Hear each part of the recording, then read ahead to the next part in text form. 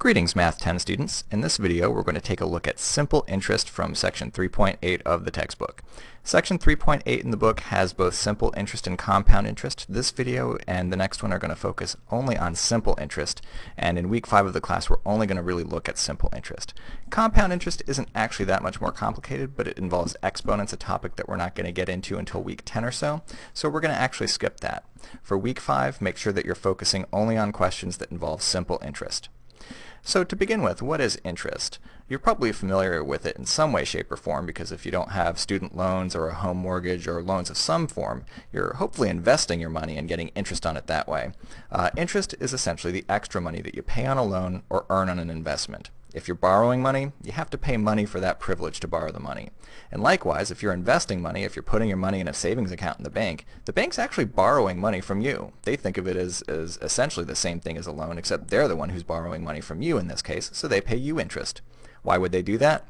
Well, they only pay you a tiny bit of interest, and then they take that money and loan it out to someone else, and they make more interest from that loan. So interest is the extra money that you pay on a loan or earn in an investment. And how is it calculated? Well, there's 3 basic things that go into calculating interest. We're going to focus again on simple interest, which is a bit of an oversimplification but gets the general idea across and is used for certain applications. The 3 things that go into calculating the amount of interest you owe are the principal. That's the original amount of money that you invested or borrowed. So whatever you put in the investment or whatever you took out in the loan would be your principal. The rate, just like in the previous section with word problems, is always going to be whatever has a percent sign attached to it. So the rate is a percentage. That interest rate is based on a lot of things. It's actually it depends on what kind of loan or what kind of investment, and it's a very complicated subject to talk about where the interest rates actually come from. And it's a little bit beyond the scope of this course, but it is a very interesting topic. And then lastly, the time. Now, one important thing to know about time is just a convention in our society. The way that financial institutions work in our society is that time for the purposes of interest is generally measured in years. Things are typically annual interest rates. Even if something says that it's compounded weekly or compounded monthly, even if you are working with an investment that measures time in years in terms of the length of that investment, on paper, the formula measures time in years. So you always want to make sure that if you have a number for time, you're thinking about that time equal to years. And you'll notice that I've highlighted the first letter of each of those words on purpose. We're going to use I, P, R, and T throughout this and other sections involving interest to abbreviate those words. We'll use them as variables, just like in the last section. So I for interest, P for principal, R for rate, and T for time. And the formula relating these things for simple interest for the purposes of week 5 is as basic as it could possibly be. You just multiply the principal, rate, and time together to get the interest. So it's I equals P times R times T. If you're solving for principal, rate, or time, you're going to have to do a little bit of algebra, but it's not that bad, and we'll take a look at that in the next video. So let's start with an example. Our first example, we have Barbara taking out a loan for $25,000. It's a student loan at a rate of 4.45%. And actually, I just looked this up. This is the current rate for federally subsidized student loans in spring 2018. So if you're taking out student loans right now, this is probably what you're paying as your interest rate. This is actually a very real number right now. That does change fairly frequently as interest rates change. It's something that is federally subsidized, and because of that, that rate is set by the federal government. And we want to know how much simple interest will she owe if she pays it back in 15 years. So this problem's a little bit oversimplified from what you are actually going through if you take out student loans for a couple reasons. One, you can't just wait 15 years and pay back those loans. As soon as you graduate and start earning money, you're going to be paying back your loans bit by bit on a regular basis. And secondly, your interest will be compounded. Those two things kind of cancel each other out a little bit, so this will give us at least a somewhat reasonable idea of what kind of interest you can expect you'd have to pay back on a loan like this. So the process for solving these word problems is very similar to the process for solving word problems in section 3.7, but it's a lot easier because that first step of identifying your pieces is much simpler. You don't have to worry about amount and base and which one is which. It's identifying the principal, rate, and time. The interest is typically always going to be the extra money. The principal is going to be whatever you borrowed or invested, so your original amount of money, and your rate's a percent, and your time is going to be time. So let's identify the I. Well, we don't know what that is, so the interest for this one is what they're asking us for. I'm going to go ahead and just label that with the variable I. My P, my principal, I do know. So I'm going to label that as $25,000. So that's the principal that she's borrowing, is whatever the original amount that you borrowed or invested is your principal. Our rate, well, that's the thing with the percent sign, so that's going to be the 4.45%. And then our time, lastly, and I see 15 years there. It's a number of years, so that would be my time, 15 years. And in my horrible handwriting, I'm trying to write years there. It's important to remember that time should be in years, so I'm just verifying that that was 15 years when I write that. Okay, great. Much easier than trying to identify the amount, rate, and base. So next step is to convert. What are we converting? Well, just like before, you can't multiply or divide directly with percents, so we've got to change that percent to a decimal. And we're also going to have to convert time to years occasionally. If you're not given time in years, you're going to have to convert it. We'll do that in the next example, but in this example they gave us years, so we don't have to worry about that. The 4.45% will convert to a decimal, so that's going to be 0.045. If you're not sure how that works or how to convert a percent to a decimal, make sure to check out the video on that. That's in the Week 3 playlist. All right, next up, and as I said, sometimes you have to convert your months to years. And next up, we're going to use the formula that we talked about. The I equals P times R times T. I like to write it out like this and then directly underneath each value write the number that it's equal to. So I'm putting little arrows here so to indicate that I'm going to write underneath each of these what they're equal to. And I space these out because I know those numbers are kind of wider than the letters.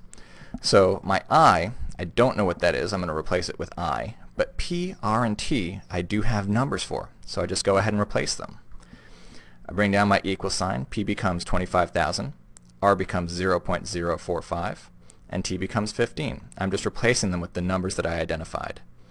Now at this stage, because I'm solving for the I can just multiply these three numbers together. I can actually just look at this and it's telling me multiply 25,000 times, that's what that dot means, 0.045 times 15. You can punch that in your calculator and get an answer. Go ahead and do it right now. Pause the video and see what you get. All right, here's what I got. Wow, $16,875. Whew, that's a pretty hefty amount of interest. And remember, that's not including the original $25,000 that she has to pay back. That's just the interest. That's just the extra that she has to pay back. That's pretty serious. So this is one of the reasons why you definitely want to sort of think about your student loans seriously. When you're talking to the student financial aid folks at Pierce, they'll definitely try to talk to you about how these things work and make sure that you understand that that's money that you have to pay back plus the interest, and that interest can be hefty over time. So definitely something to be aware of. If you can, avoid borrowing money, that's always a good thing because that's less that you have to pay back in certain circumstances, at least. And if you are eligible for more loan money than you actually need for your classes, you might want to consider: do I actually need to borrow that much, or can I pay without borrowing all that much? Good things to pay attention to. All right, let's take a look at another example. As promised, we're going to see what happens if they give us time in months instead of years, how to convert that. And there's another twist to this one that I'll mention as well. So we have Alan investing money this time instead of borrowing. It's the same process. It doesn't work any differently. So he's investing $10,000 into a certificate of deposit, which is just a type of investment where you're locked in for a certain amount of time. You can't take the money out for the amount of time that it's set for. And this one is set for a 15-month term. So it's locked in for 15 months. And he's got a 1.2% rate. And we want to know how much money that CD, that certificate of deposit, will be worth in total at the end of the term when it matures. There's a lot of financial terms in here like maturity and matures. Those are terms that are typically used in the financial world to talk about certain investments in monetary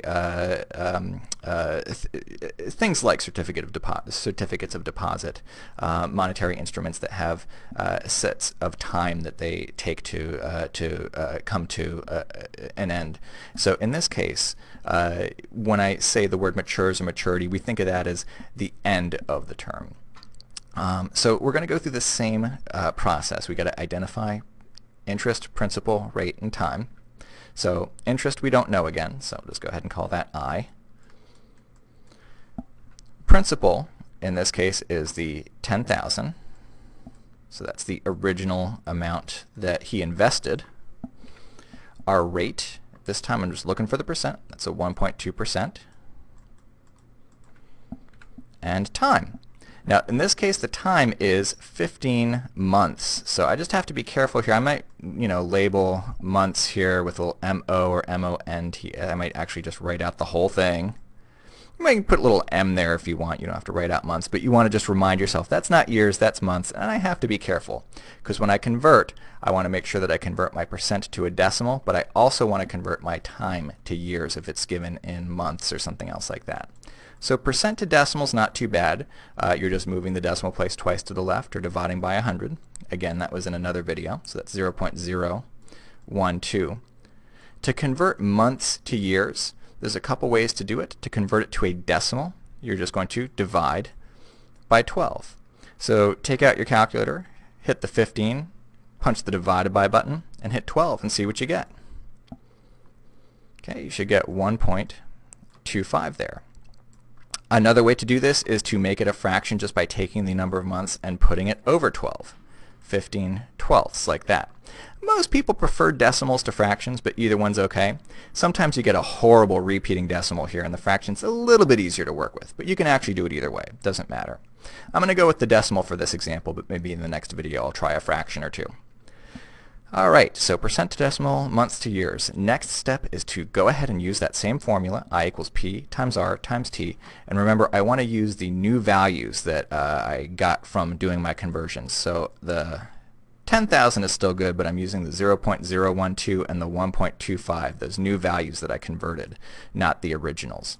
Alright, so again, directly underneath the I is going to be I. Underneath the P is my 10,000. Underneath the R is my 0.012, and underneath my T is my 1.25. And again, just like before, because everything's just together on this side of the equal sign, I've got all these numbers with multiplications between them, I can multiply them out. And I got 150 bucks, that's it? Wow, that's crazy. Think about how different that is. Why is that so much less than the previous example? Well, Alan invested a little bit less, but it's not that much less. What else was different? Well, his time period was a lot shorter, right? This is just a hair over a year. 15 months, 1.25 years is 1.25 years. That's not really that long compared to the previous example with Barbara where she had invested it for a much longer time period, over a decade, right? The other thing that's important to note is the rate is also a lot smaller, and the interest rate being smaller makes a big difference. So all those numbers are smaller, and it actually makes a big difference, even though it might not look like it at first. When you multiply things out, it's just a measly 150 bucks interest. With a $10,000 investment, it doesn't seem like that's great. The other thing that I'll mention here is if you had a Hawks assignment on this or a homework post and you were to write your final answer as $150, it wouldn't be quite right. Why? Well, they want to know what the investment is going to be worth in total at the end of the term. If Alan goes to his bank and says, hey bank, I invested $10,000, what does that turn into? And they say, well, here's your 150 bucks, that's it. He's going to be a little bit upset because he wants his $10,000 back as well. So what he's looking for is the final value or maturity value. The total can sometimes take on the name final value, maturity value, a lot of different names for it. But the total amount in that CD, that certificate of deposit, is going to be the interest plus the principal. And when you add the principal to the interest together, you get $10,150. And that's what he has in his account now. So to summarize, to work with simple interest word problems is a lot easier than the amount, rate, and base word problems because identifying the interest, principal, rate, and time is fairly straightforward. Interest is the extra money that you get. Principal is the original amount you invest or borrow. Rate's always a percent. Time should be measured in years. If they give you time in months, just divide by 12 or make it a fraction over 12. Your steps are just like in the previous word problems. Identify all the values that you need. Do the conversions you need to, and then use the formula I equals P times R times T.